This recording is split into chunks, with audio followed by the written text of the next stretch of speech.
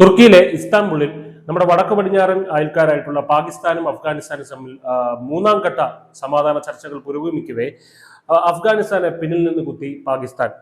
മുൻപ് രണ്ട് ഘട്ടം പൂർത്തിയായിട്ടുള്ള ചർച്ച അത് അതൃപ്തികരമായിരുന്നെങ്കിലും ഇരു രാജ്യങ്ങളും തമ്മിൽ ഒരു വെടിനിർത്തൽ ധാരണ ഉണ്ടായിരുന്നു. ഇന്ന് ആ ധാരണ ലംഘിച്ചുകൊണ്ടാണ് അഫ്ഗാൻ പ്രദേശമായിട്ടുള്ള സ്പിൻ ബോൾഡാക്കിലേക്ക് അവിടുത്തെ ജനങ്ങളെ പരിഭ്രാന്തിയിലാഴ്ത്തിക്കൊണ്ട് പാകിസ്ഥാൻ വെടിയുതിർത്തത്.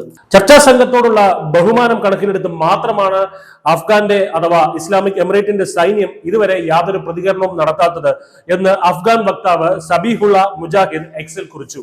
ഇന്ത്യയെ സംബന്ധിച്ച് ഇത് പാകിസ്ഥാൻ എന്നൊരു രാജ്യമുള്ളിടത്തോളം കാലം തെക്കൻ ഏഷ്യയിൽ സമാധാനം പുലരുകയില്ല എന്ന കൃത്യമായ സന്ദേശമാണ് നൽകുന്നത്.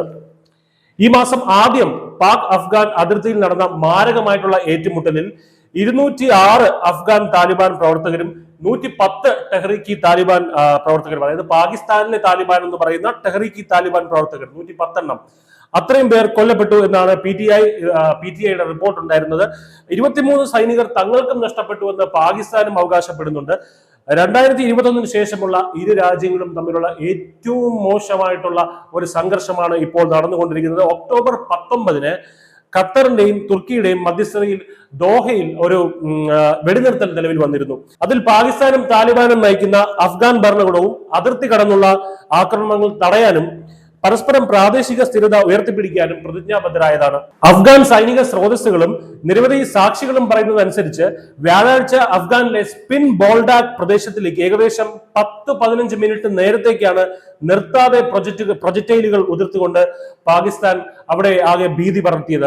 ഇതെല്ലാം തന്നെ സാധാരണ സിവിലിയൻ കേന്ദ്രങ്ങൾ കൂടിയാണെന്ന് ഓർക്കണം. ഇക്കാര്യത്തിൽ ഇന്ത്യക്കും വെറുതെ ഇരിക്കാനാകില്ല. ഇന്ത്യയെ സംബന്ധിച്ചിടത്തോളം ഇതിന്റെ പ്രത്യാഘാതങ്ങൾ എന്ന് പറയുന്നത് ഒരു ഉഭയകക്ഷി പാക് അഫ്ഗാനിസ്ഥാൻ പ്രശ്നത്തിനും അപ്പുറം വ്യാപിച്ചു കിടക്കുന്നതാണ്. കാരണം അഫ്ഗാനിസ്ഥാൻ ആരോപിക്കുന്നത് പോലെ പാകിസ്ഥാനിൽ നിന്ന് ഉയർന്നു വരുന്ന മിസൈലുകൾക്ക് പിന്നിൽ അമേരിക്കൻ കരങ്ങളാണെന്നുണ്ടെങ്കിൽ ന്യൂഡൽഹിക്കും അത് തലവേദനയാകും എന്നുള്ള കാര്യത്തിൽ സംശയമില്ല.